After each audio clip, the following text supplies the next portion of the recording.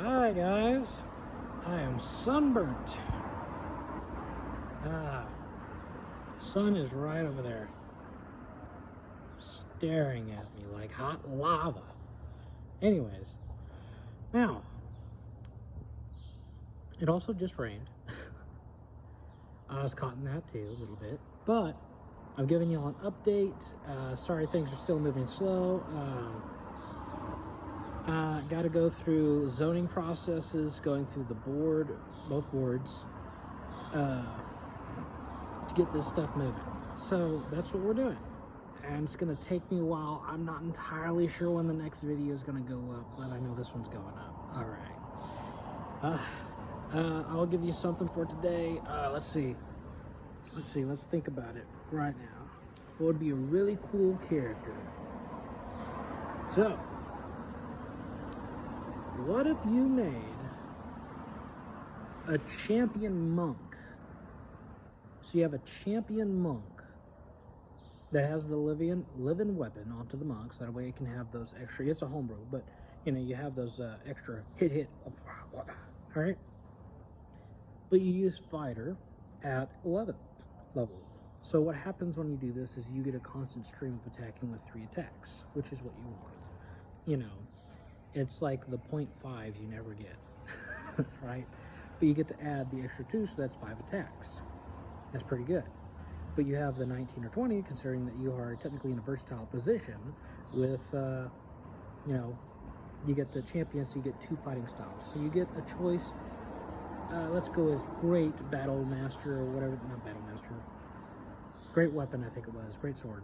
Pretty much like a Great Sword. You swing, reroll 1s and 2s. I'm trying to think of what it's called. I know you reroll 1s and 2s. And then the next one, because obviously you got 19s or 20s, you crit on, so that's best. And then you get Barbarian, just like 2 into Barbarian, that's it.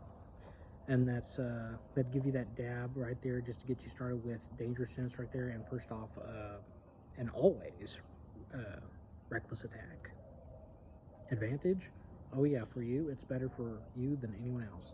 If anyone else got that crit stuff, you might not want to do Reckless Attack, you know. But there's also another way that I put that character together, and you would use it with the dog-like transformation for 1 minute that lasts the same amount of time for your rage. So while you're raging, you know, that can happen. You choose to give advantage to them when you take advantage. I don't think you could just cut that off during the, like, oh, I'm going to give this swing an advantage, but not this swing. I don't know if you could do that. That, you'd have to double check on the rules. But if you say you're going to do it, usually, typically, all DMs just like, okay, for that whole turn. That's kind of how they play it. I don't know, an effect that just kind of halfway pings. So that'd be kind of fun to check on. But you go over there for, I think, yeah, 7th level monk, because you get evasion, and then you also get to get the charm, you get the frightened off of you, you get that dog-like werewolf for 1 minute, and by the way, they don't get advantage within 30 feet of you. You can get blind sense, put it on, so that way you have a 10 feet radius around you to see invisibility creatures, which is always my go-to. You have that second part right there too, that you could also, like, you see that you could add tunnel fighting instead of blind fighting, which I thought was kind of cool. So if you did that bonus action, you know, you're using your bonus action, it's an additional way to use your bonus action. You bonus action and you stay in your stance and defense position, but you can also use it with Sentinel. Sentinel gives you opportunity attacks, but you're using it with your hands, which is pretty cool. So what's an opportunity attacks if you get multiple? That would be pretty cool. But you'd get advantage on hitting people with that. That's the whole deal. If you want to crit so bad, that's the deal. That's what you gotta do. Crit, you know, smack on the face. Reroll, but of course, you won't need that if you have Reckless Attack. That's the whole point. But you can have it if you want it for outside of rage, and you kind of want to get away with hitting with an advantage. To be honest, if you want to hit with an advantage, you can get out of that.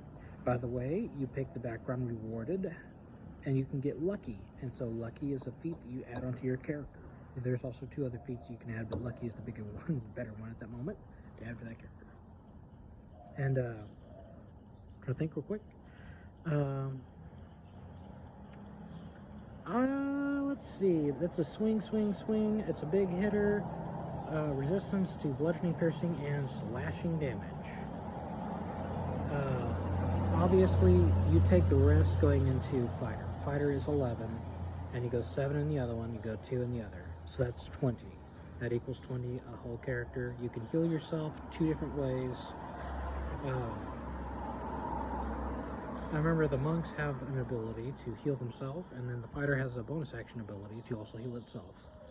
So there you go. You have ways to heal yourself. Alright. I don't know if the monk can heal other people, but maybe there's a possibility for it. And it's a pretty cool one.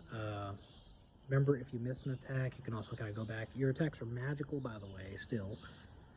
They may not be Kinksei, but they technically are your hands, and your hands are treated like a weapon, which is the versatile effect, which will kick into, both hands, and you're using both hands.